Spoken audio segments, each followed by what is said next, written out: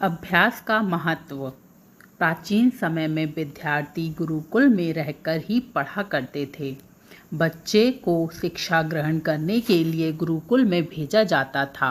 बच्चे गुरुकुल में गुरु के सानिध्य में आश्रम की देखभाल किया करते थे और अध्ययन भी किया करते थे।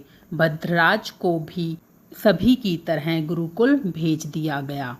वहाँ आश्रम में अपने साथियों के साथ घुलने मिलने लगा, लेकिन वह पढ़ने में बहुत ही कमज़ोर था। गुरुजी की कोई भी बात उसके बहुत कम समझ में आती थी।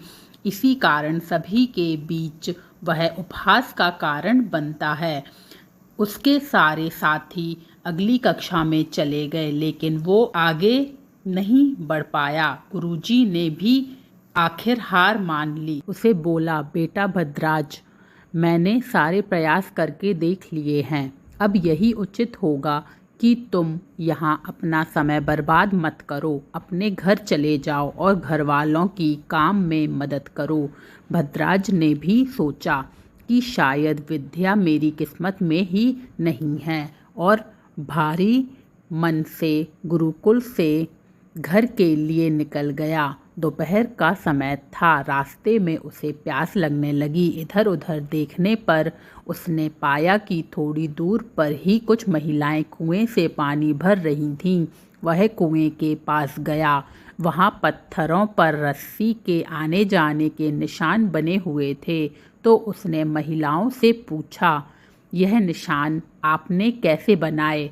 तो एक महिला ने जवाब दिया, बेटे, यह निशान हमने नहीं बनाए। यह तो पानी खींचते समय इस कोमल रस्सी के बार बार आने जाने से ठोस पत्थर पर भी ऐसे निशान बन गए हैं। भद्राज सोच में पड़ गया। उसने विचार किया कि जब एक कोमल रस्सी से बार बार आने जाने से एक कठोर पत्थर पर गहरे निशान बन सकते हैं, तो निरंतर अभ्यास से मैं विद्या ग्रहण क्यों नहीं कर सकता। भद्राज ढेर सारे उत्साह के साथ वापस गुरुकुल आया और कड़ी मेहनत की। गुरुजी ने खुश होकर भरपूर सहयोग किया। कुछ ही सालों बाद यही मंदबुद्धि बालक भद्राज आगे चलकर संस्कृत व्याकरण का महान विद्वान बना, जिसने लघु सिद्धांत कौमुदी, मध्य सिद्धांत कौमुदी, सार सिद्धांत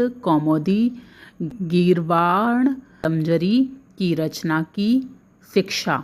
दोस्तों, अभ्यास की शक्ति का तो कहना ही क्या है। यह आपके हर सपने को पूरा करेगी। अभ्यास बहुत ज़रूरी है, चाहे वो खेल में हो या पढ़ाई में या किसी और चीज़ में। बिना अभ्यास के आप सफल नहीं हो सकते। अगर आप बिना अभ्यास के केवल किस्मत के भरोसे बैठे रहोगे तो आखिर में आपको पछतावे के सिवा और कुछ हाथ नहीं लगेगा। इसलिए अभ्यास के साथ धैर्य, परिश्रम और लगन रखकर आप अपनी मंजिल को पाने के लिए एकजुट जाए।